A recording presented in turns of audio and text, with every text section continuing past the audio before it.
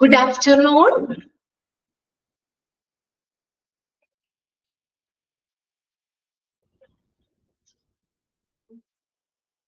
Okay, അപ്പോൾ നമ്മൾ കഴിഞ്ഞ ക്ലാസ്സിൽ നമ്മൾ ഫോർമുലാസ് ആണ് നോക്കിക്കൊണ്ടിരുന്നത് അല്ലേ? എത്ര വരെ എത്തി? 21. 21ാമത്തെ കംപ്ലീറ്റ് ചെയ്തില്ലേ നമ്മൾ? Patient ratio for ICUs and wards. അല്ലേ? ഇങ്ങനെ നമ്മൾ ഫോർമുല എന്താ? നമ്പർ ഓഫ് നേഴ്സിംഗ് സ്റ്റാഫ്, മൊത്തത്തിലുള്ള നേഴ്സിംഗ് സ്റ്റാഫിനെ എന്തുകൊണ്ട് ഡിവൈഡ് ചെയ്യണം? Number of occupied beds. ആ ICU ഉള്ള നമ്പർ ഓഫ് ബെഡ്സ് അതുകൊണ്ട് ഡിവൈഡ് ചെയ്യുക. അതായത് ഇത്ര ബെഡിന് ഇത്ര നേഴ്സ് എന്നുള്ള രീതിയിലാണ് നമ്മൾ ആ റേഷ്യോ പഠിച്ചിട്ടുണ്ട് അല്ലെ? നേഴ്സ് പേഷ്യന്റ് റേഷ്യോ 1:2 എന്നോ അല്ലെ? There's the patient ratio for ICU and ward. The number of nursing staff in a number of occupied bed കൊണ്ട് divide ചെയ്യുക. Then next നോക്കിയേ 22. Waiting time for outpatient consultation. Outpatient consultation ആയിട്ട് കാത്തിരിക്കുന്ന time. Waiting time for outpatient consultation. Outpatient consultation ആയിട്ട് കാത്തിരിക്കുന്ന time, waiting time. Okay, waiting time is the length of time with which one should wait in order for a specific action to happen. In the waiting time എന്ന് പറയുന്നത് എന്താണ്? Is the length of time. നമ്മൾ ആ എത്ര സമയം ആ length ആണ് അവിടെ പറയുന്നത്. നമ്മൾ wait ചെയ്യാറില്ലേ? Is the length of time which one should wait in order for a specific action to happen. ആ ഒരു നിർദ്ദിഷ്ട പ്രവൃത്തി സംഭവിക്കുന്നതിന് വേണ്ടിയിട്ട് എടുക്കുന്ന ആ ടൈം, ആ ലെങ്ത് ഓഫ് ടൈം അതാണ്. അതായത് ഇവിടെ ഏതാണ്? Out patient consultation. അതാണ് ആ ഒരു ആക്ഷൻ എന്ന് പറയുന്നത്, സ്പെസിഫിക് ആക്ഷൻ എന്ന് പറയുന്നത്. അതിനു വേണ്ടി കൺസൾട്ടേഷൻ ആയിട്ട് നമ്മൾ അതിനു വേണ്ടി എടുക്കുന്ന ലെങ്ത്, ആ ലെങ്ത് ഓഫ് ടൈം അതാണ്. After that action is called for a mandatory. Mandatory എന്ന് പറഞ്ഞാൽ നിർബന്ധമാക്കാം. അതായത് നമ്മൾ ആ ഒരു ആക്ഷന്, പർട്ടിക്കുലർ ആക്ഷൻ, അതായത് കൺസൾട്ടേഷന് നമ്മൾ വിളിക്കുന്ന ആ ടൈം വരേക്കും. Okay, waiting time for outpatient consultation is the time from which the patient has come to the respected outpatient department. എവിടെ എത്തിയത് മുതല? പേഷ്യന്റ് ഔട്ട്പേഷ്യന്റ് ഡിപ്പാർട്ട്മെന്റിൽ എത്തിയ സമയം മുതൽ till the time that the respected consultant begins the assessment. ആ consultant നമ്മൾ assessment ആരംഭിക്കുന്നത് വരെയും ഉള്ള ആ ടൈമിനാണ് ഇതെന്ന് പറയുന്നത് വെയിറ്റിംഗ് ടൈം എന്ന് പറയുന്നത്. എന്താ? ഒരു ഔട്ട് പേഷ്യന്റ് ഡിപ്പാർട്ട്മെന്റിലേക്ക് ആ പേഷ്യന്റ് വന്ന സമയം മുതൽ കൺസൾട്ടന്റ് ആ അസസ്മെന്റ്, മൂല്യനിർണ്ണയം ആരംഭിക്കുന്നത് വരെ അതിനെടുക്കുന്ന സമയത്തെയാണ് waiting time for outpatient consultation എന്ന് പറയുന്നത്. അതായത് ആ ഔട്ട് പേഷ്യന്റ് ഡിപ്പാർട്ട്മെന്റിലേക്ക് പേഷ്യന്റ് വന്ന സമയം മുതൽ എന്താണ്? till the time that the respected consultant, not the junior doctor or resident, consultant assessment ആരംഭിക്കുന്നതിന് എടുക്കുന്ന അതുവരേക്കും ഉള്ള സമയം അതാണ് വെയിറ്റിംഗ് ടൈം. ഫോർമുല നോക്കിയേ. Sum total patient in time for consultation. Consultation എടുത്ത ആ ടൈം അതിനെ divided by total number of out patient, മൊത്തത്തിലുള്ള ഔട്ട് പേഷ്യന്റ് കൊണ്ട് ഡിവൈഡ് ചെയ്യുക. ഓക്കെ, മൊത്തത്തിലുള്ള ഔട്ട് പേഷ്യന്റ് അതുകൊണ്ട് ഡിവൈഡ് ചെയ്യുക. ഓക്കെ, അടുത്തത് 23ാമത്തെ ഫോർമുലയാണ്. ഫോർമുല മാത്രം നോക്കിയാൽ മതി. Sum total patient in the time for consultation divided by total number of out patient. ഇനി 23ാമത്തെ ഫോർമുല നോക്കിയേ. Waiting time for diagnostic. ഡയഗ്നോസ്റ്റിക്കിന് വേണ്ടിയിട്ടുള്ള വെയിറ്റിംഗ് ടൈം. ഇപ്പൊ നമ്മൾ ചെന്ന് കഴിഞ്ഞാൽ അപ്പൊ തന്നെ നമുക്ക് ഡയഗ്നോസ്റ്റിക് ചെയ്യാൻ പറ്റില്ലല്ലോ, അല്ലെ? സ്കാനിങ് ഇതെങ്ങനെയുള്ള ഏതാന്ന് വെച്ചാൽ നമുക്ക് അതിനു വേണ്ടി നമ്മൾ എടുക്കുന്ന ടൈമില്ലേ, അതാണ് waiting time for diagnostic. Waiting time for diagnostic is the time from which the department has come to the diagnostic service. Sorry, from which the patient has come to the diagnostic service. ഒരു patient diagnostic service ആ ഒരു സേവനത്തിലേക്ക് diagnostic ലാബിലേക്ക് വന്ന സമയം മുതൽ requisition form has been presented to the counter. ആ കൗണ്ടറിൽ requisition form കൊടുത്ത present ചെയ്ത സമയം മുതൽ till the time that is test is started. ആ ടെസ്റ്റ് സ്റ്റാർട്ട് ചെയ്യുന്നത് വരെ അതിനെടുക്കുന്ന ടൈം ഉണ്ടോ? ഇപ്പൊ നമ്മളിപ്പോ നമ്മള് രാവിലെ മോർണിംഗ് ഒരു 8 മണിക്ക് വന്നു. അപ്പോ നമുക്ക് ചിലപ്പോ ടെസ്റ്റ് ആരംഭിച്ചത് ചിലപ്പോ 10 മണിക്കായിരിക്കും. ആ 2 മണിക്കൂർ നമ്മൾ അവിടെ ഇരിക്കേണ്ടി വന്നു. അതാണ് എന്താ വെയിറ്റിംഗ് ടൈം എന്ന് പറയുന്നത് അല്ലെ. ഡയഗ്നോസ്റ്റിക്കിന് വേണ്ടി എടുത്ത ടൈം ആ 2 മണിക്കൂർ നമ്മൾ അവിടെ വെയിറ്റ് ചെയ്തു. നമ്മള് ആ കൗണ്ടറിൽ നമ്മള് റിക്വസിഷൻ കൊടുത്തത് മുതൽ നമ്മൾ ആ ടെസ്റ്റ് സ്റ്റാർട്ട് ചെയ്യുന്നത് വരെയും എടുക്കുന്ന സമയമാണ്. എന്താണ് പറഞ്ഞേക്കുന്നത്? Waiting time for the diagnostic is the time from which the patient has come to the diagnostic services. Patient ആ ഡയഗ്നോസ്റ്റിക് സർവീസില് ആ ഒരു ലാബില് വന്ന സമയം അത് മുതൽ എന്താണ് till the time that the test is started. ആ ടെസ്റ്റ് സ്റ്റാർട്ട് ചെയ്ത ആ ടൈം, ആ ടെസ്റ്റ് ആരംഭിച്ചത് വരെയുമുള്ള ടൈം അതാണ്. അവിടെ ഫോർമുല നോക്കിയേ, നിങ്ങളുടെ ടെക്സ്റ്റ് ഒന്ന് നോക്കിയേ കേട്ടോ, കറക്റ്റ് ആണോ നോക്കുക. ആ ഫോർമുല ഞാനിവിടെ പ്രസന്റ് ചെയ്തേക്കുന്നതിൽ തെറ്റാണ്. നിങ്ങളുടെ ടെക്സ്റ്റിൽ അത് കറക്റ്റ് ചെയ്തതാണോ എന്നൊന്ന് നോക്കിയേ. എങ്ങനെ നമുക്ക് ഫോർമുല കാണുന്നേ?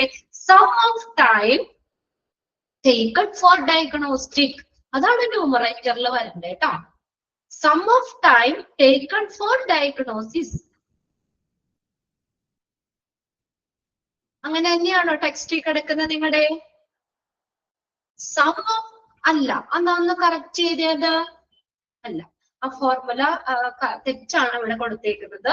Okay, sum of time, sum of ന്യൂമറേറ്ററിലാട്ടോ ഞാൻ പറയുന്നേ. Sum of time, sum of time taken for sum of time taken for diagnosis. DIAGNOSIS, diagnosis. Sum of time taken for diagnosis divided by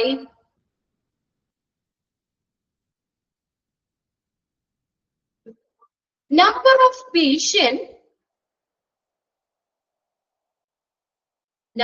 of patient reported in diagnostics.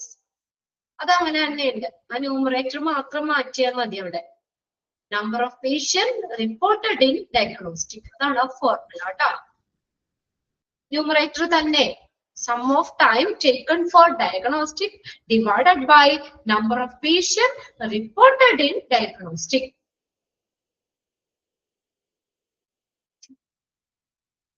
Correct ചെയ്തില്ലേ അത്?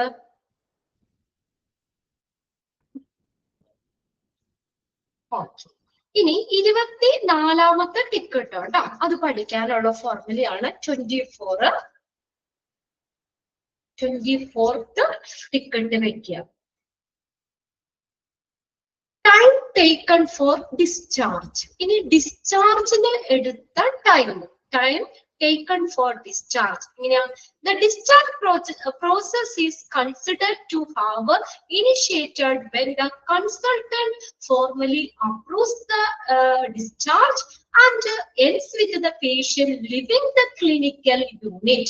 But discharge എന്ന് പറഞ്ഞാ time taken for discharge. ഡിസ്ചാർജിന് എടുത്ത സമയം എന്ന് പറഞ്ഞാ consultant ആ discharge approve ചെയ്യുകയും ഫോർമൽ ആയിട്ട് ഡിസ്ചാർജ് അപ്രൂവ് ചെയ്യുന്നത് സമയം മുതൽ അത് ആ പേഷ്യന്റ് നമ്മള് ക്ലിനിക്കൽ യൂണിറ്റിൽ നിന്ന് പോകുന്നത് വരെ അതെടുക്കുന്ന സമയമാണ് ഏത് ടൈം ടേക്കൺ ഫോർ ഡിസ്ചാർജ് എന്ന് പറയുന്നത്. കൺസൾട്ടന്റ് ഡിസ്ചാർജ് ഔപചാരികമായിട്ട് അത് അംഗീകരിക്കുകയും പേഷ്യന്റ് ആ ക്ലിനിക്കൽ യൂണിറ്റ് വിടുന്നതോടെ അവസാനിക്കുകയും ചെയ്യുന്നതാണ്. And ends with the patient living the clinical unit. Patient clinical unit വിടുന്നത് വരെയും അവസാനിക്കുന്ന ഒരു കാര്യമാണ് ടേക്കൺ ഫോർ ഡിസ്ചാർജ് എന്ന് പറയുന്നത്. ഫോർമുല നോക്കിയേ, sum of time taken for discharge. കണ്ടോ, നമ്മുടെ ന്യൂമറേറ്റർ തന്നെയാണ് അവിടെ, ക്വസ്റ്റ്യൻ തന്നെയാണ് ന്യൂമറേറ്റർ കിടക്കുന്നത്. Sum of time taken for discharge divided by number of patients discharged. Number of patients discharged. അവിടെ മൊത്തം ഡിസ്ചാർജ് ചെയ്ത പേഷ്യൻസിന്റെ എണ്ണം കൊണ്ട് ഡിവൈഡ് ചെയ്യുക. ഡിസ്ചാർജിനായിട്ട് എടുത്ത ടൈമിനെ എന്ത് ചെയ്യണം? നമ്പർ ഓഫ് പേഷ്യന്റ് ഡിസ്ചാർജ്, അവിടെ മൊത്തം ഡിസ്ചാർജ് ചെയ്തിട്ടുള്ള പേഷ്യൻസിന്റെ എണ്ണം കൊണ്ട് ഡിവൈഡ് ചെയ്യുക. ഓക്കെ, അത് മൂന്നും ഏകദേശം സെയിം ആയിട്ട് തന്നെയാണ് കിടക്കുന്നത്. ടൈം തന്നെയാണ്, അതെ കണ്ടോ. Waiting time for outpatient consultation. Out patient consultation ആയിട്ട് എടുത്ത വെയിറ്റിംഗ് ടൈം എങ്ങനെ കണ്ടുപിടിക്കും? The time total patient, some total patient in time for consultation. Time for consultation divided by number of outpatient. Number of outpatient. ഇനി waiting time for diagnostic എങ്ങനെയാണ് നമ്മൾ പറഞ്ഞത്? The sum of time taken for diagnostic divided by number of patient reported in diagnostic. ഇനി നിങ്ങൾ പഠിക്കേണ്ടത് 24th formula പഠിക്കണം. Time taken for discharge ഇങ്ങനെ കണ്ടുപിടിക്കാം. Sum of time taken for discharge divided by number of patient discharge. Number of patients discharge, അവിടെ മൊത്തം discharge ചെയ്ത പേഷ്യൻസിന്റെ എണ്ണം കൊണ്ട് ഡിവൈഡ് ചെയ്യുക. ആ ഒരു പേജില് 24th മാത്രം പഠിച്ചാൽ മതി കേട്ടോ. ഇനി അടുത്തത് നോക്കിയേ,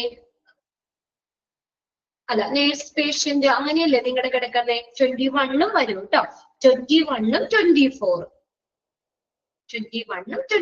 എടുക്കുന്നത്. ഇനി അടുത്തത് നോക്കിയേ, percentage of medical records having incomplete or improper consent. Percentage of medical records medical records having incomplete ആയിട്ടുള്ള മെഡിക്കൽ റെക്കോർഡ്സിന്റെ പെർസെന്റേജ് അല്ലെങ്കിൽ പ്രോപ്പർ കോൺസെന്റ് സമ്മതം. നമ്മള് എന്താ പറയാ, പ്രോപ്പർ ആയിട്ടുള്ള സമ്മതമില്ലാത്ത അല്ലെങ്കിൽ ഇൻകംപ്ലീറ്റ് ആയിട്ടുള്ള മെഡിക്കൽ റെക്കോർഡ്സിന്റെ പെർസെന്റേജ്.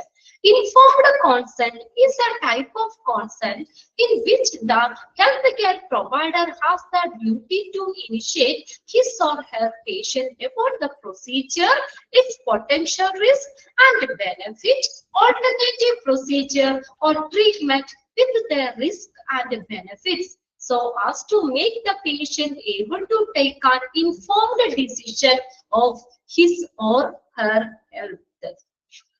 അതായത് പേഷ്യന്റ്, നമുക്ക് ഈ പേഷ്യന്റിന് ആ ഹെൽത്ത് കെയർ പ്രൊവൈഡേഴ്സ് അതിന്റെ നമ്മൾ ആ ഒരു ട്രീറ്റ്മെന്റിന്റെ അല്ലെങ്കിൽ നമ്മുടെ ആ ഒരു പ്രൊസീജിയർ, അവർക്കുടെ ഈ രോഗത്തിന്റെ ഭാഗമായിട്ടുള്ള അതിന്റെ പ്രൊസീജിയർ, അതിന്റെ പൊട്ടൻഷ്യൽ റിസ്ക്, അപകട സാധ്യതകള്, അതിന്റെ ബെനിഫിറ്റ്സ്, ഗുണങ്ങള്, ഓൾട്ടർനേറ്റീവ് പ്രൊസീജിയർ, ഇതര മാർഗങ്ങള് എന്നിവയെ കുറിച്ച് പേഷ്യന്റിനെ അറിയിക്കാൻ ഹെൽത്ത് കെയർ പ്രൊവൈഡേഴ്സിന് ഒരു ബാധ്യതയുണ്ട്. അവര് പറയണം കറക്റ്റ് ആയിട്ട്. Healthcare providers have a duty. The duty and initiate his or her patient about his procedure. നടപടിക്രമങ്ങൾ എന്തൊക്കെയാണ് ചെയ്യുന്നത്, പൊട്ടൻഷ്യൽ റിസ്ക്, ഇത് ഇങ്ങനെ എന്തെങ്കിലും ചെയ്തു കഴിഞ്ഞാൽ അതിന്റെ അപകട സാധ്യതകള് അല്ലെങ്കിൽ അതിന്റെ ഗുണം, ബെനിഫിറ്റ്സ്, ഓൾട്ടർനേറ്റീവ് പ്രൊസീജിയർ, ഇതര മാർഗങ്ങള്, procedure or treatment and the risk and benefits, ഇതിനെ കുറിച്ചൊക്കെ ഉള്ള കാര്യങ്ങൾ പറയാനായിട്ട് ഹെൽത്ത് കെയർ പ്രൊവൈഡേഴ്സിന് ഒരു ബാധ്യതയുണ്ട്. അതനുസരിച്ച് എന്ത് ചെയ്യുന്നു, പേഷ്യൻസിനെ അവന്റെ ഹെൽത്ത് കെയറിനെ കുറിച്ച് ഡിസിഷൻ എടുക്കാൻ പറ്റും. Make the patient able to take an informed decision of his or her health care. ഹെൽത്തിനെ കുറിച്ച് അവർക്ക് പേഷ്യന്റിന് ഒരു ഡിസിഷൻ എടുക്കാൻ പറ്റും. ഹെൽത്ത് കെയർ പ്രൊവൈഡേഴ്സ് പറയുന്ന കാര്യങ്ങളെ ബേസ് ചെയ്തിട്ട് അവിടെ ഈ പേഷ്യന്റിന് ഒരു ഡിസിഷൻ എടുക്കാൻ പറ്റും. ഫോർമുല നോക്കിയേ, number of medical records having incomplete or improper consent. അവിടെ സ്ലാഷ് എന്നുള്ളത് അവിടെ ഓർ കേട്ടോ, അത് മാറിപ്പോയത് ഡിവൈഡ് അല്ല. അത് number of medical records having incomplete or improper consent divided by, അതായത് നമ്മുടെ ക്വസ്റ്റ്യൻ തന്നെയാണ് ന്യൂമറേറ്ററി കിടക്കുന്നത്, divided by number of discharges and deaths into 100. Discharge ആയിട്ടുള്ള ഡെത്തുകളുടെ എണ്ണം അതുകൊണ്ട് ഡിവൈഡ് ചെയ്യുക. number of discharges and deaths into 100. number of discharges and deaths into 100. number of discharges and deaths into 100. Okay. ഇനി അടുത്തത് 26ാമത്തെ formula, stock out rate. Stock out rate of emergency medication. Stock out എന്ന് പറഞ്ഞാൽ എന്താ? Stock out ആവുക എന്താണ്? Stock out മരുന്നില്ലാത്ത അവസ്ഥ, emergency medicines ഇല്ലാത്ത ഒരവസ്ഥ, അതാണ് സ്റ്റോക്ക്. സ്റ്റോക്കത്തിലിരുന്ന് അല്ലെ, നിലവില് സ്റ്റോക്ക് ഇല്ലാത്ത അവസ്ഥയാണ് സ്റ്റോക്ക് ഔട്ട് എന്ന് പറയുന്നത്. നിലവില് സ്റ്റോക്ക് ഇല്ലാത്ത അവസ്ഥ. എമർജൻസി മെഡിസിൻസ് എപ്പോഴും സ്റ്റോക്ക് വേണം അല്ലെ. Stock out rate of emergency medication. Emergency മരുന്നുകൾ സ്റ്റോക്ക് ഇല്ലാത്ത ഒരവസ്ഥ. A stock out is an event which happens when an item listed as an emergency medication by the organization is not available upon the requested requirement date in the organization. എന്താ പറഞ്ഞേക്കുന്നത്? അതായത് നമുക്ക് ഈ stock out എന്ന് പറഞ്ഞ എന്താണ്? is an event which happen when an item listed as an emergency medication. Emergency മരുന്നുകൾ എന്ന് ലിസ്റ്റ് ചെയ്തിട്ടുള്ള മരുന്നുകളില്ലേ, എമർജൻസി മരുന്നുകൾ എന്ന് ലിസ്റ്റ് ചെയ്തിട്ടുള്ള മരുന്നുകള്, അത് നമ്മൾ ആ റിക്വയർമെന്റ്സ് ആവശ്യാനുസരണം അത് അവൈലബിൾ അല്ലാത്തൊരവസ്ഥ. Is not available. ആ മരുന്ന് അവൈലബിൾ അല്ലാത്തൊരവസ്ഥ, അതാണ് സ്റ്റോക്ക് ഔട്ട് എന്ന് പറയുന്നത്. Requested requirement date in the organisation.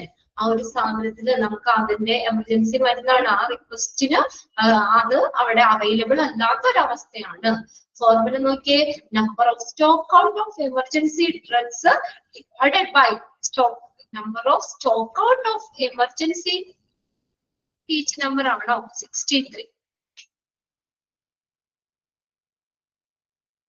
Okay. Divided by number of drugs listed as emergency drugs in the hospital formulary. Formulary എന്ന് പറഞ്ഞാൽ എന്താ? Drug list. ഡ്രഗ് ലിസ്റ്റ് ആണ്.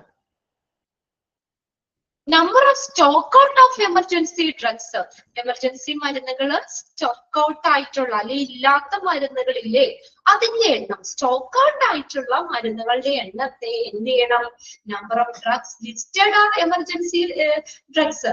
എമർജൻസി മരുന്നുകളാണ് ലിസ്റ്റ് ചെയ്തിട്ടുള്ള മരുന്നുകളില്ലേ, ഹോസ്പിറ്റലിന്റെ ആ ഡ്രഗ് ലിസ്റ്റില് എമർജൻസി മരുന്നുകളാണ് ഉൾപ്പെടുത്തിയിട്ടുള്ള മരുന്നുകളുടെ എണ്ണം. അതുകൊണ്ട് ഡിവൈഡ് ചെയ്യുക, ഇൻറ്റു 100 ചെയ്യുക. ഇപ്പൊ ഹോസ്പിറ്റൽ ഫോർമുലറി അല്ലെ ഡ്രഗ് ലിസ്റ്റില് 50 മരുന്നുകള് എമർജൻസി മെഡിസിൻ ആണെന്ന് ലിസ്റ്റ് ചെയ്തിട്ടുണ്ട്. അതില് ചിലപ്പോ 10 എണ്ണം ചിലപ്പോ സ്റ്റോക്ക് ഔട്ട് ആയിട്ടിരിക്കും അല്ലെ. Number of stock out of emergency drugs, അതിൽ സ്റ്റോക്ക് ഔട്ട് ആയിട്ടുള്ളത് 10 ആണ്. അപ്പൊ ഫോർമുല നമുക്ക് എങ്ങനെ എഴുതാം? എമർജൻസി മരുന്നുകളായിട്ട് ഹോസ്പിറ്റലിന്റെ ഡ്രഗ് ലിസ്റ്റില് ഉള്ള മരുന്നുകൾ 50 എണ്ണം. ഓക്കെ, എത്രയാണ്? 10 ആണ് അല്ലെ. 10 നമുക്ക് സ്റ്റോക്ക് ഔട്ട് ആയതാണ്. അതിന് മൊത്തം ഉള്ള ഡ്രഗ് ലിസ്റ്റിലുള്ള മരുന്നുകളുടെ എണ്ണം അതുകൊണ്ട് ഡിവൈഡ് ചെയ്യുക, ഇൻറ്റു 100 ചെയ്യുക. ഇനി 27ാമത്തെ, number of variations observed in mock drills. Number of variations observed in mock drill. Mock drill എന്ന് പറഞ്ഞാൽ എന്താ? മോക്ക് ഡ്രില്ല് നമ്മൾ പെട്ടെന്ന് ഉണ്ടാകുന്ന എന്തെങ്കിലും ദുരന്തത്തെ നേരിടാനുള്ള ഒരു എന്താ പറയാ, ഒരു പരിശീലനം, ഒരു ട്രെയിനിങ് ആണ് മോക്ക് ഡ്രിൽ എന്ന് പറയുന്നത്. Mock drill is a stimulation exercise or preparedness for any type of event. ഏതൊരു സംഭവത്തെയാണെങ്കിലും അല്ലെ, അതിനെ നമ്മള് എന്താണ്, അതിനെ നമ്മള് ഒന്ന് എന്താ പറയാ, അതിനെ ഫേസ് ചെയ്യാൻ, അതിനെ നേരിടാനുള്ള ഒരു സ്റ്റിമുലേഷൻ എക്സസൈസ് ആണ്. ആ ഒരു സംഭവത്തെ അതിനെ നേരിടാൻ വേണ്ടി തയ്യാറെടുപ്പ് നടത്താം, അല്ലെങ്കിൽ അങ്ങനെയുള്ള ഒരു സ്റ്റിമുലേഷൻ എക്സസൈസ് ആണ് മോക്ക് ഡ്രിൽ എന്ന് പറയുന്നത്. Mock drill Then it could be an event or disaster. ഇതൊരു സംഭവമാകാം അല്ലെങ്കിൽ ദുരന്തം, ഒരു ഡിസാസ്റ്റർ ആവാം. This is basically a dry run or preparedness drill. For example, പലതരത്തിലുള്ള example, fire mock drill, fire വന്നു കഴിഞ്ഞാൽ എങ്ങനെ നമുക്ക് അതിനെ നേരിടാം. പിന്നെ disaster drill, cold blue drill. ഇതിനകത്ത് കോൾഡ് ബ്ലൂ എന്താ, കാർഡിയാക് അറസ്റ്റ് ആയിട്ട് ഉള്ളതാണ് കേട്ടോ. അപ്പൊ അതിന് അങ്ങനെ ഹൃദയസ്തംഭനമായിട്ട് അല്ലെങ്കിൽ അങ്ങനെ വരുന്നതിന് നമുക്ക് അതിനെ നേരിടാം. ഇതിന്റെ ഉള്ളൊരു എക്സസൈസ് ആണ്, സ്റ്റിമുലേഷൻ എക്സസൈസ് ആണ് കോൾഡ് ബ്ലൂ ഡ്രില്ല്. ഹൃദയ സംബന്ധമായിട്ടുള്ള ഇതാണ്. കാർഡിയാക് ഓർ റെസ്പിറേറ്ററി അറസ്റ്റ് ഇത് കാണിക്കുന്നതാണ് cold blue drill. Global pandemic preparedness drill, അങ്ങനെ പലതരത്തിലുള്ള മോക്ക് ഡ്രില്ലുകളാ പറഞ്ഞേക്കുന്നത്. ഫയർ മോക്ക് ഡ്രില്ല് ഉണ്ട്, ഡിസാസ്റ്റർ ഡ്രില്ല് ഉണ്ട്, cold blue drill, global pandemic preparedness drill. ഇനി നെക്സ്റ്റ് നോക്കിയേ, അതിനകത്ത് ഫോർമുല എങ്ങനെയാ എഴുതാം? Number of variations observed in a mock drill. Number of variations observed in a mock drill same തന്നെയാണ് numerator.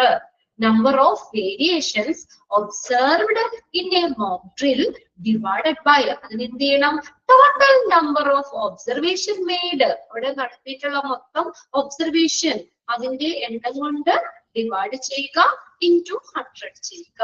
Total number of observation made, അവിടെ മൊത്തം observe ചെയ്തിട്ടുള്ള എണ്ണം അതുകൊണ്ട് ഡിവൈഡ് ചെയ്യുക, into 100 ചെയ്യുക.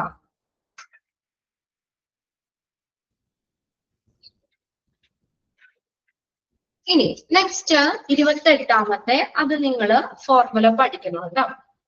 28ാമത്തെ പേഷ്യന്റ് ഫോൾ റേറ്റ് ആണ്. Patient fall rate, fall per 1000 patient പറഞ്ഞേക്കുന്നത് കേട്ടോ. 1000 പേഷ്യന്റില് നമ്മൾ വീണിട്ടുള്ള ഫോൾ ആയിട്ടുള്ള പേഷ്യന്റ് ഫോൾ റേറ്റ് പറയുന്നത്. A fall is defined as loss of upright position. Fall എന്ന് പറഞ്ഞാൽ വീഴ്ച എന്ന് പറഞ്ഞാൽ പേഷ്യന്റിന്റെ വീഴ്ചയുടെ റേറ്റ് ആണ്. ഫോൾ എന്ന് പറഞ്ഞാൽ നമുക്ക് നേരെ നിൽക്കാൻ പറ്റാത്ത അവസ്ഥയല്ലേ അല്ലേ? ഫോൾ റേറ്റ് എന്ന് പറഞ്ഞാൽ ലോസ് ഓഫ് അപ്രൈറ്റ് പൊസിഷൻ, നമുക്ക് നേരെ നിൽക്കാൻ പറ്റില്ല, നമ്മുടെ അപ്രൈറ്റ് പൊസിഷൻ നഷ്ടപ്പെടുന്നു. അതാണ് ഇതെന്ന് പറയുന്നത് നമ്മുടെ പേഷ്യന്റിന്റെ ഫോൾ എന്ന് പറയുന്നത്. അപ്രൈറ്റ് പൊസിഷൻ നഷ്ടപ്പെടുന്നു. Then നോക്കിയേ, that result in landing on the floor. അപ്പൊ നേരെ നിൽക്കാൻ പറ്റാതെ ഇരിക്കുമ്പോ എന്ത് പറ്റും? താഴെ വീഴും നമ്മൾ അല്ലെ? ലാൻഡിങ് ഓൺ ദ ഫ്ലോർ, ഫ്ലോറിൽ നമ്മൾ വീഴും. ഗ്രൗണ്ടില്, ഫ്ലോർ, ഗ്രൗണ്ട് ഓർ ഒബ്ജക്ട്, ഏതെങ്കിലും വസ്തുവിലേക്കാണെങ്കിൽ വീഴാം. ഓർ ഫർണിച്ചറിലോ, or sudden uncontrolled unintentional non purposeful അല്ലെ? ഇതൊന്നും നമ്മൾ മുൻകൂട്ടി തീരുമാനിച്ചു വെച്ച കാര്യങ്ങളല്ല അല്ലെ, പെട്ടെന്നുള്ളതാണ്, പെട്ടെന്ന് ഉണ്ടാകുന്ന മനഃപൂർവ്വമല്ലാത്ത അങ്ങനെയുള്ള. പിന്നെ downward displacement of the body to the floor, നമ്മള് ഫ്ലോറിലേക്ക് നമ്മുടെ ബോഡി വീഴുന്നതിന് കാരണമാകുന്ന ഒരു സംഭവമാണ്. അല്ലെങ്കിൽ ഗ്രൗണ്ടിൽ ഓർ ഹിറ്റിംഗ് അനദർ ഒബ്ജക്ട്സ്, വേറെ വസ്തുക്കളില് ഇടിക്കാം, ലൈക്ക് ചെയർ ഓർ സ്റ്റെയർ, അങ്ങനെയുള്ള വസ്തുക്കളിലൊക്കെ ഇടിക്കാം. അങ്ങനെയുള്ള ഒരു സംഭവമാണ് ഫോൾ റേറ്റ് എന്ന് പറയുന്നത്. It is an event that ends in a person coming to rest unknowingly on the ground or floor or other lower level. എന്താണ് ഇതൊരു സംഭവമാണ്. പേഴ്സൺ കമ്മിങ് ടു റെസ്റ്റ്, അറിയാതെ തന്നെ റെസ്റ്റ് എടുക്കുന്ന ഒരു സംഭവം അല്ലെ. നമ്മളൊന്ന് തട്ടി ജസ്റ്റ് വീണു ആണ്.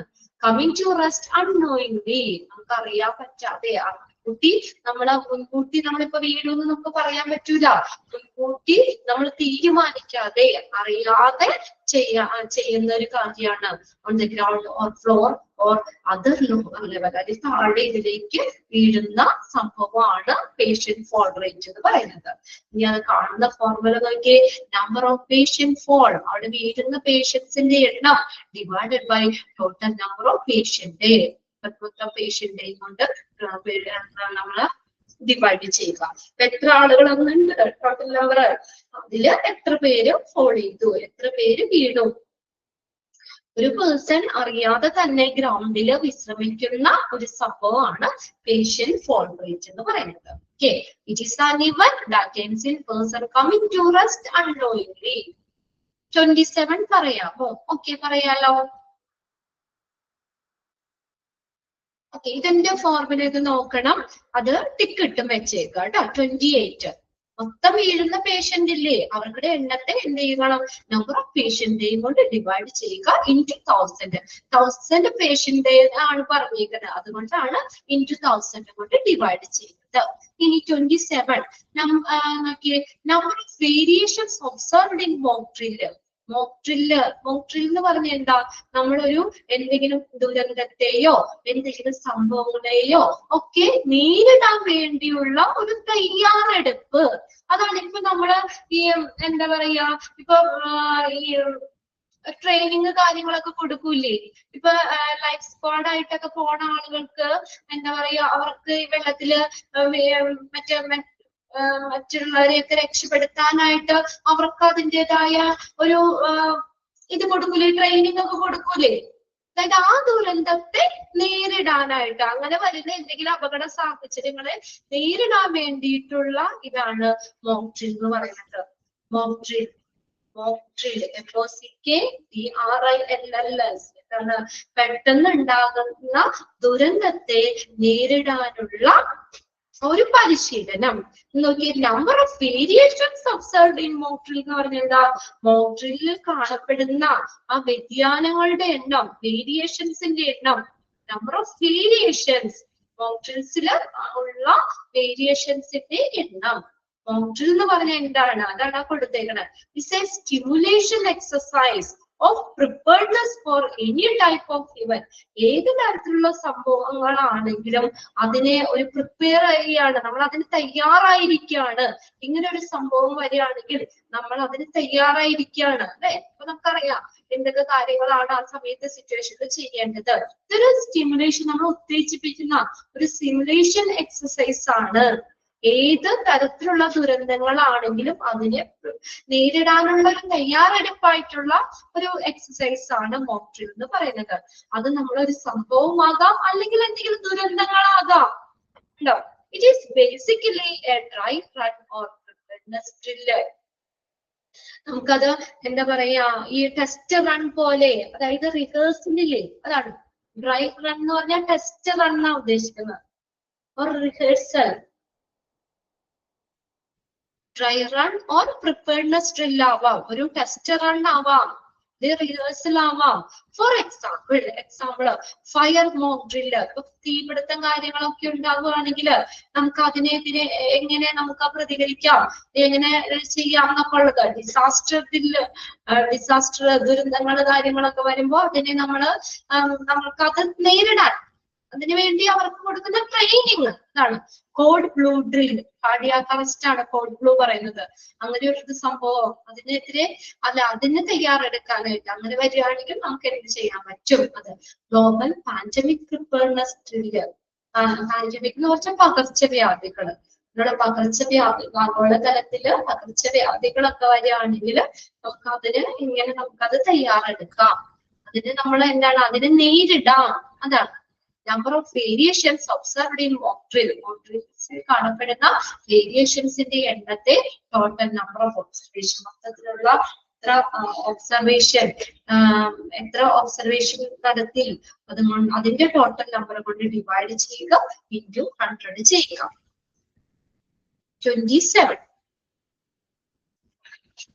ഇനി പേഷ്യന്റ് ഫോൾ റേറ്റ് പറഞ്ഞു. അതായത് ഫോൾ റേറ്റ് എന്ന് പറഞ്ഞാൽ പേഷ്യന്റിന് നേരെ നിൽക്കാൻ പറ്റുള്ള അല്ലെ, നേരെ നിൽക്കാൻ പറ്റാത്തൊരവസ്ഥയാണ്. അതായത് എന്താണ്, നമ്മൾ മനഃപൂർവ്വമല്ല, നമുക്കറിയാൻ പാടില്ല, നമ്മൾ യാദൃച്ഛികമായി സംഭവിക്കുന്ന ഒരു കാര്യമായിരിക്കും.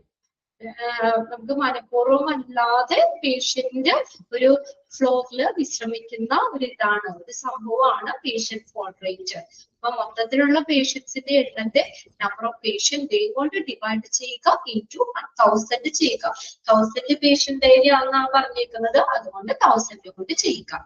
ഇനി അടുത്തതാണ് percentage of near misses. Just മിസ്സായി പറയാറില്ല അങ്ങനെ, ജസ്റ്റ് മിസ്സായി എന്ന് പറയാറില്ലേ? എന്താ, നമുക്ക് ആ ഒരു സംഭവം പറ്റിയില്ല, നമ്മൾ അത് അവിടെ നിന്ന് രക്ഷപ്പെട്ടു. അതാണ് പെർസെന്റേജ് ഓഫ് നിയർ മിസ്സസ് എന്ന് പറഞ്ഞാൽ എന്താ? A near miss is an unplanned event. ആസൂത്രിതമല്ലാത്ത ഒരു സംഭവമാണ്, പ്ലാൻ ചെയ്തതല്ല. നമുക്കറിയാൻ പറ്റൂല അല്ലെ, എന്തെങ്കിലും പെട്ടെന്ന് പറ്റുമോ ഇതൊന്നും. നമുക്ക് എന്താ, ഇറ്റ്സ് ആൻ അൺപ്ലാൻഡ് ഇവന്റ്, നമ്മള് ആസൂത്രിതമല്ലാത്തൊരു സംഭവമാണ്. That did not end in an injury or damage. പക്ഷെ അത് എന്താണ്, ഇഞ്ചുറിയിലോ മുറിവിലോ രോഗങ്ങളിലേക്കോ അല്ലെങ്കിൽ ഒരു ഡാമേജിനും കാരണമാക്കുന്നില്ല. അങ്ങനെ അൺപ്ലാൻഡ് ആയിട്ട് ആസൂത്രിതമല്ലാത്ത സംഭവമാണ് നിയർ മിസ് എന്ന് പറയുന്നത്. But had a power to do so. പക്ഷെ അതിനങ്ങനെ മുറിവ് പറ്റാനുള്ള പവർ ഉണ്ടായിരുന്നു, അല്ലെങ്കിൽ ഇഞ്ചുറി പറ്റാനുള്ള ഒരു പവർ ഉണ്ടായിരുന്നു അതിന്. Errors that did not result in patient harm.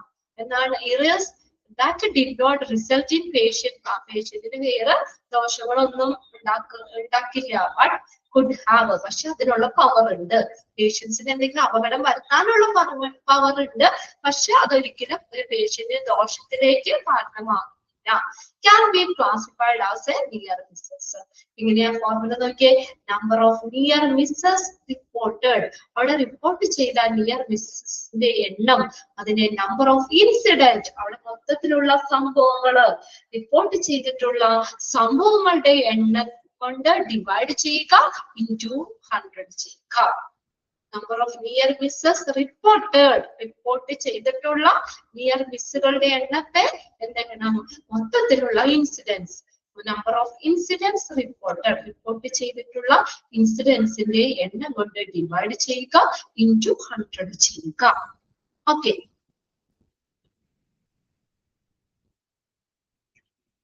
ഇനി അടുത്തതാണ് incidents of needle stick injuries. Needle stick injury എന്ന് പറഞ്ഞാൽ എന്താ? നീഡിൽ സ്റ്റിക്ക്, നീഡിലൊക്കെ എന്തെങ്കിലും കൊണ്ട്, ഷാർപ്പ് ഒബ്ജക്ട്സ് ഒക്കെ കൊണ്ട് എന്തെങ്കിലും മുറിവ് മുറിവിന് കാരണമാക്കുന്ന ഒരു സംഭവമാണ് incidents of needle stick injuries എന്ന് പറയുന്നത്. Incidents of needle stick injuries. Needle stick injury is a perforating stab wound from a needle that may result in exposure of blood or other body fluids. എന്താ, നമ്മൾ എന്തെങ്കിലും stab എന്ന് പറഞ്ഞു കഴിഞ്ഞാല് മുറിവ് എന്നുള്ളതാണ് കേട്ടോ, സുഷിരം. അതിനകത്ത് സ്റ്റാബ് wound എന്ന് പറഞ്ഞാൽ കുത്തുക, മുണ്ടില് കുത്തുക. ഫ്രം എ നീഡിൽ, ഇനി നീഡില് മൂലം അല്ലെങ്കിൽ ഓർ അതർ ഷാർപ്പ് ഒബ്ജക്ട്, മറ്റുള്ള മൂർച്ചയുള്ള ഒബ്ജക്ട്സ് മൂലം എന്തെങ്കിലും കുത്തുന്നത് മൂലം ഉണ്ടാകുന്ന injury. That may result in exposure, അതിന്റെ ഫലമായിട്ട് നമുക്ക് ബ്ലഡോ മറ്റു ബോഡി ഫ്ലൂയിഡ്സ് ഒക്കെ പുറത്തേക്ക് വരാം. Needle stick injuries are the wound caused by needle. എന്താ സിമ്പിൾ ആയിട്ട് പറഞ്ഞേക്കുന്നേ? നീഡിൽ സ്റ്റിക്ക് ഇഞ്ചുറി എന്ന് പറഞ്ഞാൽ എന്താ? വൂണ്ടാണ്, ഒരു മുറിവാണ്. That caused by the needle. എന്ത് മൂലം ഉണ്ടാക്കുന്ന മുറിവ്? നീഡില് മൂലം, അല്ലെങ്കിൽ എന്തെങ്കിലും ഷാർപ്പ് ഒബ്ജക്ട്സ് ആയിക്കോട്ടെ, നീഡില് മൂലം ഉണ്ടാകുന്ന മുറിവാണ് നീഡിൽ സ്റ്റിക്ക് ഇഞ്ചുറി എന്ന് പറയുന്നത്. That accidentally puncture the skin. നമ്മുടെ സ്കിന്നിന് എന്തെങ്കിലും ഡാമേജ് ആക്കുന്നു. നെക്സ്റ്റ് ഇത് നോക്കിയേ. Number of parental exposures divided by number of inpatient days into 1000. Parental എന്ന് പറഞ്ഞാൽ ബൈ ഇഞ്ചക്ഷൻ ആണ് കേട്ടോ. അതായത് റേറ്റ് നമ്മൾ പറയുമ്പോൾ കൂടുതൽ ഇത്ര ഇതെന്ന് പറയുമ്പോൾ 1000 ആണ്. അല്ല സോറി 1000 100. ഇനി പിന്നെ ഇതെന്ന് പറഞ്ഞാൽ 1000 എന്ന് പറയുന്നത് അത് എത്ര ഇത് വെച്ചിട്ടാണെന്നുള്ള ഇത് നോക്കിയിട്ടാണ് ഇതിനെ കൊടുക്കുന്നത്. ഇപ്പൊ നമ്മള് കൺവേർട്ട് ചെയ്യുമ്പോൾ ഇൻറ്റു 100 അല്ലേ നമ്മള് അതിന്റെ ആ പെർസെന്റേജ് ഒക്കെ കാണാനായിട്ട്. പെർസെന്റേജിന്റെ വരുമ്പോഴാണ് 100 അവിടെ കൊടുത്തേക്കുന്നത്. ആ ഫോർമുല ശ്രദ്ധിച്ചറിയാം. പെർസെന്റേജ് ഓഫ് നിയർ മിസ്സസ് എന്നാണ്. അപ്പൊ എത്ര പെർസെന്റേജ് നമ്മൾ 100-ലല്ലേ, നമ്മൾ ഔട്ട് ഓഫ് 100 അല്ലേ പറയണ്ടേ. അതാണ് ആ 100 എന്നുള്ള കൊടുത്തേക്കുന്നത്. 29ാമത്തെ ആ ഒരു ക്വസ്റ്റ്യനും 30ാമത്തെ ക്വസ്റ്റ്യനും തമ്മിലുള്ള ഡിഫറൻസ് നോക്കി. പെർസെന്റേജ് ഓഫ് നിയർ മിസ്സസ് എന്നാണ്, അതുകൊണ്ട് അവിടെ 100 ചെയ്യും.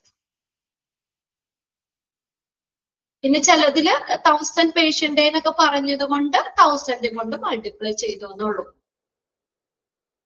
Incidents of needle stick injuries, ആ ഫോർമുല ജസ്റ്റ് നിങ്ങൾ അങ്ങനെ നോക്കി വെച്ചാൽ മതി. പാരന്റൽ എന്ന് പറഞ്ഞാൽ ബൈ ഇഞ്ചക്ഷൻ എന്നുള്ളതാണ് കേട്ടോ. നമ്പർ ഓഫ് പാരന്റൽ എക്സ്പ്ലോഷർ എന്ന് പറഞ്ഞാൽ ബൈ ഇഞ്ചുറി, ബൈ ഇഞ്ചക്ഷൻ. ഇഞ്ചക്ഷന് കൊണ്ട് വരുന്ന മുറിവ്, എന്തെങ്കിലും ഷാർപ്പ് ഒബ്ജക്ട്സ് അതുകൊണ്ട് ഉണ്ടാകുന്ന മുറിവാണ് നമ്പർ ഓഫ് പാരന്റൽ എക്സ്പ്ലോഷർ എന്ന് പറയുന്നത്. An injury caused by any sharp objects or needle, അതുകൊണ്ട് ഉണ്ടാകുന്ന ഒരു മുറിവ് ആണ് പാരന്റൽ എക്സ്പ്ലോഷർ എന്ന് പറയുന്നത്. ഇനി നെക്സ്റ്റ് 31ാമത്തെ 32ാമത്തെ ലാസ്റ്റ് രണ്ടെണ്ണാണ്. അത് രണ്ടും പഠിക്കണം. അതില് 28 പഠിക്കണം. പേഷ്യന്റ് ഫോൾ റേറ്റിലുള്ള ഫോർമുല പഠിക്കണം. പിന്നെ ആ പേജിൽ 31ാമത്തെ പഠിക്കണം. Appropriate handovers during shift changes to be done separately for doctors and nurses per patient per shift. അതായത് നമ്മൾ ഷിഫ്റ്റ് മാറുന്ന സമയത്ത് ഹാൻഡ് ഓവർ ഡ്യൂട്ടി അടുത്ത ആൾക്ക് ഹാൻഡ് ഓവർ ചെയ്യാം അല്ലേ. അപ്പൊ ഉചിതമായിട്ട് അത് ഹാൻഡ് ഓവർ ചെയ്യണം. നേഴ്സുമാരോ ഡോക്ടർമാരോ ഒക്കെ ഷിഫ്റ്റ് മാറുമ്പോഴും, അതായത് ഇപ്പൊ നമ്മൾ ഫസ്റ്റ് ഷിഫ്റ്റിൽ നമ്മൾ നിൽക്കുമായിരുന്നു, അവര് പോയി കഴിയുമ്പോൾ നെക്സ്റ്റ് സെക്കൻഡ് ഷിഫ്റ്റിൽ വരുന്ന നമുക്ക് അതെല്ലാ കാര്യങ്ങളും കറക്റ്റ് ആക്കി കൈമാറേണ്ടി വരും. ഇതാണ് വെവ്വേറെ അത് ചെയ്യണം. അപ്പൊ ഡോക്ടറും അതുപോലെ തന്നെ നേഴ്സും അത് സെപ്പറേറ്റ് ആയിട്ട് തന്നെ ചെയ്യണം. Shift changes to be done separately for the doctor and nurses. ഡോക്ടറും നേഴ്സും ഷിഫ്റ്റ് ചേഞ്ചുകൾ സെപ്പറേറ്റ് ആയിട്ട് തന്നെ ചെയ്യണം. പെർ പേഷ്യന്റ് പെർ ഷിഫ്റ്റ്, ഓരോ പേഷ്യന്റ് പെർ ഷിഫ്റ്റ് എന്നുള്ള രീതിയിൽ ഓരോ ഷിഫ്റ്റിലും ഓരോ പേഷ്യന്റിനും. നമ്പർ ഫോർമുല നോക്കിയേ.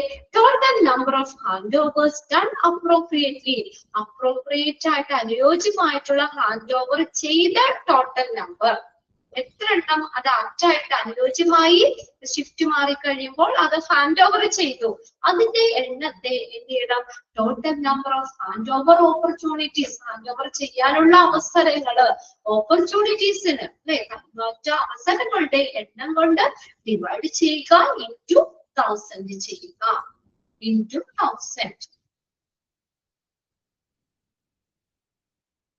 Total number of handovers done appropriately, appropriate ആയിട്ട് അനുയോജ്യമായിട്ട് ഹാൻഡ് ഓവർ നടത്തിയിട്ടുള്ള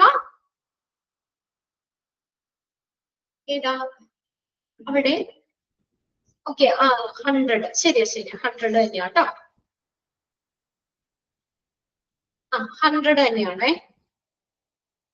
പെർ പേഷ്യന്റ് പെർ ഷിഫ്റ്റ്, ഇത്ര പേഷ്യന്റിന് ഇത്ര ഷിഫ്റ്റ് എന്നുള്ള നിലയിൽ അത് 100 തന്നെ വന്നേക്കണേ. Total number of handovers done appropriately divided by total number of handover, അവിടെ ഹാൻഡ് ഓവർ ചെയ്യാനുള്ള ആ ഓപ്പർച്യൂണിറ്റീസിന്റെ എണ്ണം കൊണ്ട് ഡിവൈഡ് ചെയ്യുക, ഇൻറ്റു 100 ചെയ്യുക. ഓക്കെ, ഇനി ലാസ്റ്റത്തെയാണ് compliance rate to medication prescription in capital. ഈ സാധാരണ ശരിക്കും ഈ മെഡിക്കേഷൻസ് നമ്മൾ പ്രിസ്ക്രൈബ് ചെയ്ത് തരൂലേ, അത് ക്യാപിറ്റൽ ലെറ്ററിൽ എഴുതണം എന്നാണ് ശരിക്കും റൂള്. അതിന് എല്ലാവരും അങ്ങനെ എന്താ പറയാ അങ്ങനെ ഫോളോ ചെയ്യണമെന്നില്ല.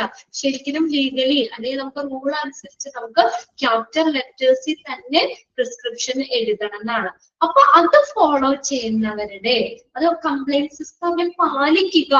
മെഡിക്കേഷൻ പ്രിസ്ക്രിപ്ഷൻസ് ക്യാപിറ്റൽ ലെറ്ററിൽ എഴുതണം എന്നാണ്. അത് പാലിക്കുന്നതിന്റെ percentage rate okay. Formula number of prescription in capital letters. Capital ലെറ്റേഴ്സിൽ എഴുതിയിട്ടുള്ള പ്രിസ്ക്രിപ്ഷന്റെ എണ്ണം.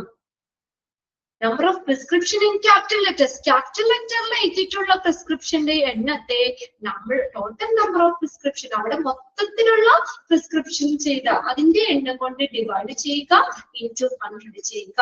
നിങ്ങൾ എവിടെയെങ്കിലും നിങ്ങളിപ്പോ ഡോക്ടറിനെ കാണാൻ പോവോ ഹോസ്പിറ്റലിലൊക്കെ ഇങ്ങനെ ക്യാപിറ്റൽ ലെറ്റേഴ്സിലെ പ്രിസ്ക്രിപ്ഷൻസ് എഴുതി തന്നിട്ടുണ്ടോ?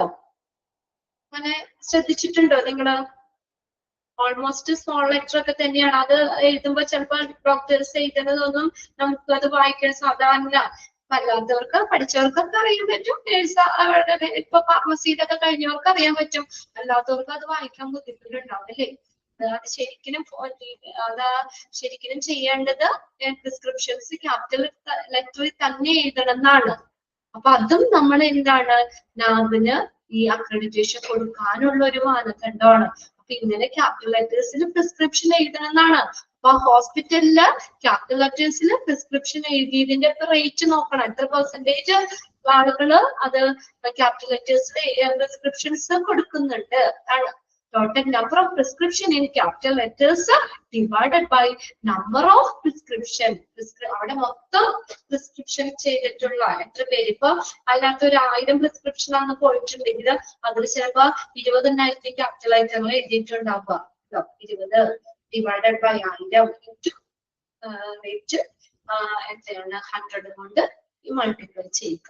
അതില് 32 പഠിക്കണം, 31 പഠിക്കണം.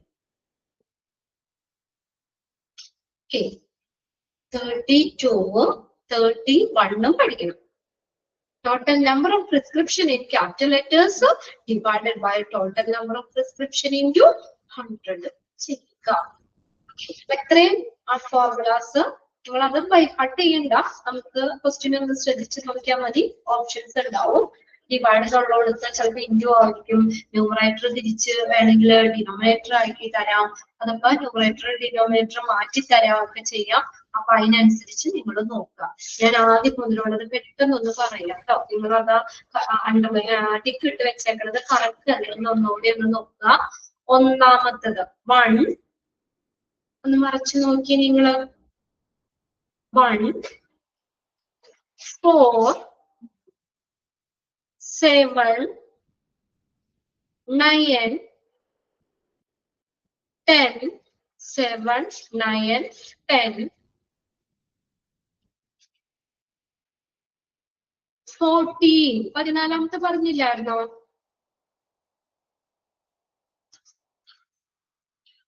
യെസ്.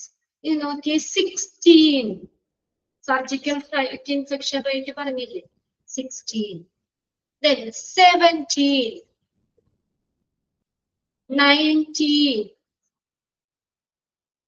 21, 21, 24, 28, 31, 32. ഓക്കെ അല്ലേ? എല്ലാം പറഞ്ഞില്ലേ നമ്മളെ ടിക്കറ്റ്? 31, 32 ഇത്രയും മാത്രം പഠിച്ചാൽ മതി. ഇത് അതും ബൈഹാർട്ട് ചെയ്യണ്ട. നിങ്ങളൊന്ന് ആ ക്വസ്റ്റ്യൻ ശ്രദ്ധിച്ച് നോക്കി കഴിഞ്ഞാൽ തന്നെ നിങ്ങൾക്ക് എഴുതാം. വേറെ ഇതിൽ നിന്നൊന്നും ക്വസ്റ്റ്യൻ ചോദിക്കാറില്ല. ഈ ഒരു സെക്ഷനിൽ ഫോർമുലാസ് മാത്രമേ എക്സാമിന് ചോദിക്കാറുള്ളൂ. ഓക്കെ, ആ രീതിക്ക് നിങ്ങൾ പഠിച്ചു വെക്കാതെ.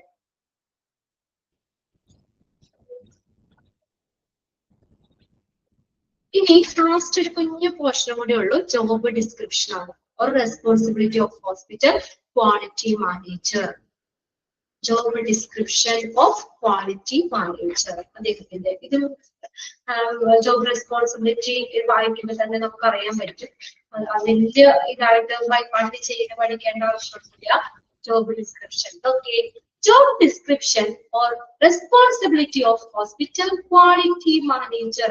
Quality manager job description അല്ലെങ്കിൽ responsibilities എന്തൊക്കെയാണ്? The quality manager in hospital should support the quality assurance program cell at the hospital. Underline ചെയ്തോട്ടോ. Dash അവിടെ dash ഇട്ട് ചോദിക്കാം. Who support the quality assurance program cell at the hospital. Hospital quality assurance program cell adine support cheyunna quality manager and be accountable for indinulla uttravaditham ennokke designing രൂപകൽപ്പന ചെയ്യുക and establishing സ്ഥാപിക്കുക quality procedure standards and specification in hospital. ഇതിനുള്ള ഉത്തരവാദിത്തമുണ്ട്. Accountable for designing, establishing quality procedure, standards and specification in hospital. Hospital എന്താണ് quality പ്രൊസീജിയറുകൾ രൂപപ്പെടുത്തുക, design ചെയ്യുക, അത് സ്ഥാപിക്കുക, പിന്നെ സ്റ്റാൻഡേർഡുകൾ, specification, പ്രൊസീജിയറുകൾ ഇതെല്ലാത്തിനുമുള്ള ഉത്തരവാദിത്വമുണ്ട്. Then he or she must encourage quality improvement in all the process. എന്ത് ചെയ്യണം? encourage ചെയ്യുക, പ്രോത്സാഹിപ്പിക്കുക. He or she must encourage, പ്രോത്സാഹിപ്പിക്കുക quality improvement in all the process procedure of the hospital and shares report. Then hospital എല്ലാ procedure processല് quality improvementനെ എന്ത് ചെയ്യണം? പ്രോത്സാഹിപ്പിക്കുക. She must encourage quality improvement in all the process and the procedure of the hospital and share report ചെയ്യുക. അപ്പൊ അതിനകത്ത് first സെന്റൻസും ഒന്ന് underline ചെയ്തിട്ടുക, രണ്ടാമത്തെ സെന്റൻസും ഒന്ന് അണ്ടർലൈൻ ചെയ്ത് അല്ല ആ സെന്റൻസ് തന്നെ അതിൽ നോക്കി who is accountable for അതിന് വേണ്ടി ചോദിക്കാം. Designing and establishing quality procedure അതൊക്കെ കാണുമ്പോൾ തന്നെ അറിയാം. രണ്ടില് നമുക്ക് വേഗം മനസ്സിലാക്കാം. ക്വാളിറ്റി അഷുറൻസ് പ്രോഗ്രാംസ് അല്ല അത് ഹോസ്പിറ്റലില് നമ്മൾ അതിനെ സപ്പോർട്ട് ചെയ്യുക എന്നുള്ളത്. ക്വാളിറ്റി അഷുറൻസ് പ്രോഗ്രാംസ് എല്ലാം സപ്പോർട്ട് ചെയ്യുക. ക്വാളിറ്റിന്ന് ഉണ്ട് അവിടെ, ക്വാളിറ്റി മാനേജറിന്റെ റെസ്പോൺസിബിലിറ്റി. പിന്നെ നമുക്ക് designing and establishing quality procedure, standards and specification in hospital. ആ രണ്ടും ഒന്നാണ് ചെയ്ത് വെച്ചേക്കാം. ഇനി കീ ജോബ് റെസ്പോൺസിബിലിറ്റീസ് ആണ് അവിടെ പറയുന്നത്. കീ ജോബ് റെസ്പോൺസിബിലിറ്റീസ് ഇത് ഒന്ന് വായിച്ചു നോക്കിയാൽ നമുക്കത് അറിയാം. ഇത് വായിക്കുമ്പോൾ തന്നെ നമുക്ക് കിട്ടും. Ensuring good quality non-clinical services such as infection prevention, security, diet, etc. Ensure ചെയ്യാന്ന് വെച്ചാൽ എന്താ? ഉറപ്പുവരുത്തുക. Ensuring good quality non-clinical services. Non-clinical services infection prevention, infection prevent ചെയ്യുക, security സുരക്ഷ, diet തുടങ്ങിയ ക്വാളിറ്റിക്കായുള്ള നോൺ ക്ലിനിക്കൽ സർവീസുകൾ ഉറപ്പുവരുത്തുക. Good quality, ensuring good quality non clinical services, നല്ല ക്വാളിറ്റി ഉറപ്പുവരുത്തുക. Okay, ensuring good quality non-clinical services such as patient infection prevention, security, diet തുടങ്ങിയ non clinical service അതിന്റെ quality ഉറപ്പുവരുത്തുക, നല്ല ക്വാളിറ്റി ഉറപ്പുവരുത്തുക. രണ്ടാമത്തെ നോക്കി, ensuring clean surroundings. ക്ലീൻ ആയിട്ടുള്ള ഒരു ചുറ്റുപാട് ഉറപ്പുവരുത്തുക, നല്ലൊരു സറൗണ്ടിങ്സ് ഉറപ്പുവരുത്തുക. എവിടെ? OPD area, ward, labour room, operation theatre and patient amenities. Amenity എന്ന് പറഞ്ഞ ഫെസിലിറ്റി, സൗകര്യങ്ങൾ. ആൻഡ് ഔട്ട്സോഴ്സ്ഡ് സർവീസസ് എന്നിവ. ഔട്ട്സോഴ്സ്ഡ് സർവീസ് എന്ന് പറഞ്ഞാൽ പുറത്ത് കൊണ്ടുപോയി ചെയ്യുന്നത്, പുറത്ത് കൊടുത്ത് ചെയ്യിക്കുന്നത്. ലോണ്ടറി ഇതൊക്കെ അത് ഔട്ട്സോഴ്സ്ഡ് സർവീസ് ആണ്, പുറത്തൊക്കെ ചെയ്യുന്നത്. ഹോസ്പിറ്റലിന്റെ അകത്തുണ്ടെങ്കിലും പുറത്ത് നമ്മൾ ചെയ്യുന്നത് ഇതൊക്കെയാണ് ലോണ്ടറി ഇത് പറയും. അപ്പൊ അങ്ങനെയുള്ളതിന്റെയൊക്കെ എന്ത് ചെയ്യുക, നമ്മള് എന്ത് ചെയ്യുക, ഒരു നല്ലൊരു അന്തരീക്ഷം ഉറപ്പുവരുത്തുക. OPD-ല്, വാർഡില് ഇവിടെയൊക്കെ ഒരു ക്ലീൻ സറൗണ്ടിങ്സ് ഉറപ്പുവരുത്തുക. Ensuring clean surroundings. അത്രയൊന്ന് അണ്ടർലൈൻ ചെയ്തിട്ട് മതി. ഫസ്റ്റ് പോയിന്റിൽ ഇത്രയും മതി. Ensuring good quality non clinical services. Good quality ഉറപ്പുവരുത്തുക. അത്രയായാലും മതി. എൻഷുറിംഗ് ഗുഡ് ക്വാളിറ്റി പെട്ടെന്ന് ഓർത്തിരിക്കാൻ വേണ്ടിയാണ് കേട്ടോ. Ensuring clean surroundings. Clean surroundings. അടുത്ത നോക്കിയ periodical evaluation of hospital on quality check list and reach at a score for the facility. Periodical evaluation. Periodical evaluation of hospital. ഹോസ്പിറ്റലിനെ ഇടയ്ക്കിടയ്ക്ക് എന്ത് ചെയ്യുക, ഓരോ ടൈമിലും എന്താ ഇവാലുവേറ്റ് ചെയ്യുക. ഇത് വെച്ചിട്ട് on quality check list. On quality check list. And reach at the score for a facility. ഒരു നല്ല സൗകര്യത്തിനായിട്ട് നല്ലൊരു സ്കോറിലേക്ക് എത്തിക്കുക. അതായത് ക്വാളിറ്റി ചെക്ക് ലിസ്റ്റ് ഉപയോഗിച്ച് നമ്മൾ എന്താണ് പീരിയോഡിക് ഇവാലുവേഷൻ നടത്തുക. ആ ഹോസ്പിറ്റലിന്റെ ക്വാളിറ്റി നല്ലൊരു സ്കോറിലേക്ക് എത്തിക്കുക. സ്കോർ ഫോർ ആ ഫെസിലിറ്റി, ആ ഒരു സൗകര്യത്തിന് വേണ്ടിയിട്ട് നല്ല ക്വാളിറ്റിയിൽ എത്തിക്കുക, ആ ഒരു സ്കോറിലേക്ക് എത്തിക്കുക. Reach the score for the facility. Periodical evaluation of hospitals. ഹോസ്പിറ്റലിനെ പീരിയോഡിക് ആയിട്ട് ഇടയ്ക്കിടയ്ക്ക് ഇവാലുവേറ്റ് ചെയ്യുക, നിരീക്ഷിക്കുക. ഓക്കെ, 3 പോയിന്റ് നോക്കിയേ. ഒന്നാമത്തെ എന്താണ്? Ensuring good quality non clinical services.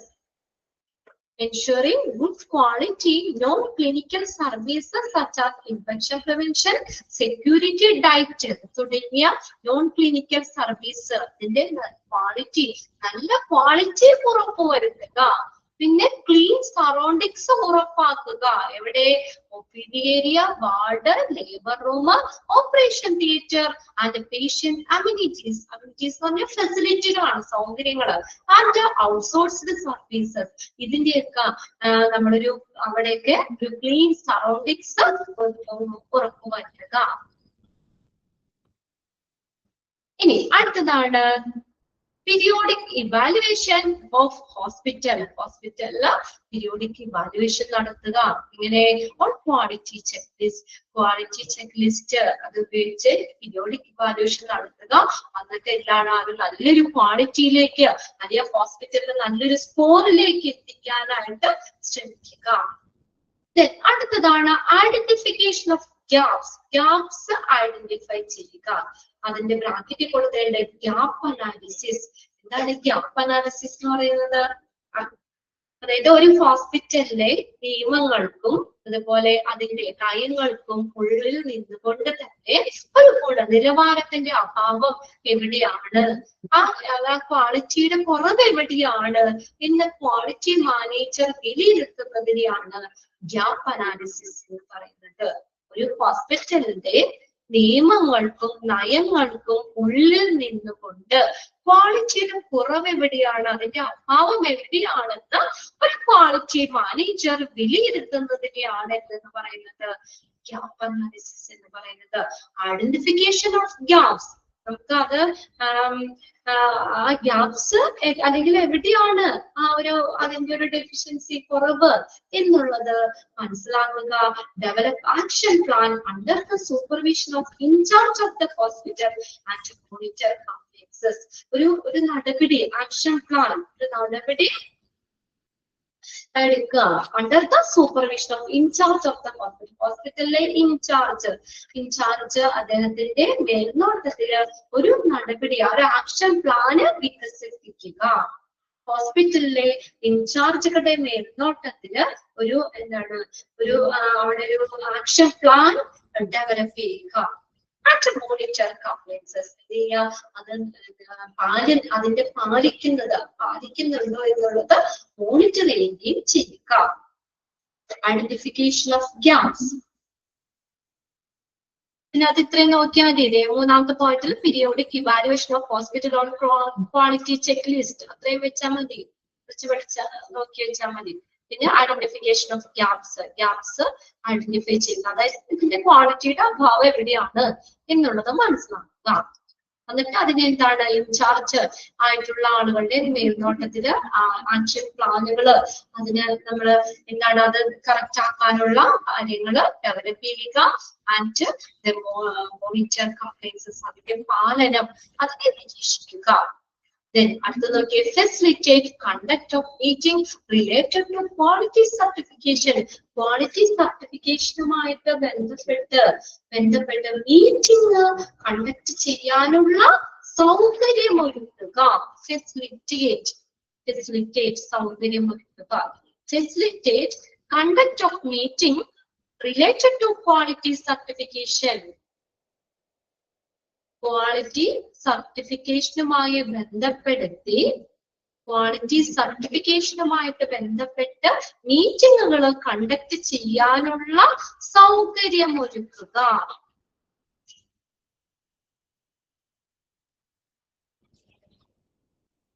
ഇനി നെക്സ്റ്റ് ആറാമത്തെ പോയിന്റ് നോക്കി എൻഷുറിംഗ് എന്ന് വെച്ചാൽ എന്താ ഉറപ്പുവരുത്തുക. The hospital meet all regulatory compliances like BMW biomedical waste management ആണ് കേട്ടോ. BMW എന്ന് പറഞ്ഞത് ബയോമെഡിക്കൽ വേസ്റ്റ് മാനേജ്മെന്റ് എന്നേ നിങ്ങളുടെ ഇതിനകത്തുള്ളൂ. Biomedical waste management, blood bank, storage licence, AERB ഇത് പഠിച്ചതല്ലേ. അറ്റോമിക് എനർജി റെഗുലേറ്ററി ബോർഡ് റേഡിയോളജിയിൽ പഠിച്ചതാണ് അത്. AERB atomic energy regulatory board, radiation licence തുടങ്ങിയ എല്ലാ നിയന്ത്രണങ്ങളും ഹോസ്പിറ്റല് പാലിക്കുന്നുണ്ട് എന്ന് ഉറപ്പുവരുത്തുക. Biomedical waste management, blood bank or storage licence, AERB regulation തുടങ്ങിയവ ഹോസ്പിറ്റല് പാലിക്കുന്നുണ്ട് എന്ന് ഉറപ്പുവരുത്തുക. 6 പോയിന്റ്സ് പറഞ്ഞിട്ടാണ് നമ്മള്. ഓക്കെ, ഇതൊന്നും ബൈഹാർട്ട് ചെയ്യേണ്ട പിള്ളേരെ. ഇത് നിങ്ങൾ വായിച്ചു നോക്കിയാൽ തന്നെ നമുക്കറിയാം. ക്വാളിറ്റിയുമായിട്ട് റിലേറ്റ് ചെയ്ത് തന്നെ നമുക്ക് ഓർത്തിരിക്കാം. അപ്പൊ നമുക്ക് എന്താ ക്വാളിറ്റി മാനേജറിന്റെ ജോബ് റെസ്പോൺസിബിലിറ്റി ആണ്. അല്ലാതെ ഇത് ഫുൾ ഇരുന്നൊന്നും ബൈഹാർട്ട് ചെയ്യണ്ട. നിങ്ങൾ അതൊന്ന് ഒരു പ്രാവശ്യമൊക്കെ ഒന്ന് വായിച്ചു വെച്ചാൽ മതി. അപ്പൊ തന്നെ നമുക്കതൊന്ന് മനസ്സിലാക്കാൻ പറ്റും. മനസ്സിലാക്കി വെക്കാം. റെസ്പോൺസിബിലിറ്റി ഒക്കെ ഫുള്ളൊന്നും ബൈഹാർട്ട് ചെയ്യാന്ന് പറഞ്ഞാലും ഇങ്ങോട്ടുള്ള കാര്യം അത് ഒന്ന് മനസ്സിലാക്കുക. അതുമായിട്ട് റിലേറ്റ് ചെയ്തിട്ട് ഒന്ന് ഓർത്ത് വെക്കുക. 6 പോയിന്റ് പറയണ്ട്. എല്ലാത്തിനും ക്വാളിറ്റി എന്നുള്ള ഒരു ഇതൊക്കെ വരുന്നുണ്ട്. അതുമായിട്ട് ബന്ധപ്പെട്ട് തന്നെ വരുന്ന പോയിന്റ്സ് ആണ്. അതുകൊണ്ട് ഐഡന്റിഫൈ ചെയ്യാൻ ബുദ്ധിമുട്ടില്ല. 6 പോയിന്റ്സ് കംപ്ലീറ്റ് ചെയ്തു. നെക്സ്റ്റ് അടുത്ത ക്ലാസ്സിൽ നമുക്ക് 7ാമത്തെ തുടങ്ങി പഠിക്കാം. വലിയൊരു ചാപ്റ്റർ ആയിരുന്നു. അത് തീരാറായിട്ടുണ്ടെങ്കിൽ ഇച്ചിരി കൂടി ഉള്ളൂ കേട്ടോ. Okay, next ma'am join ചെയ്യുവേ.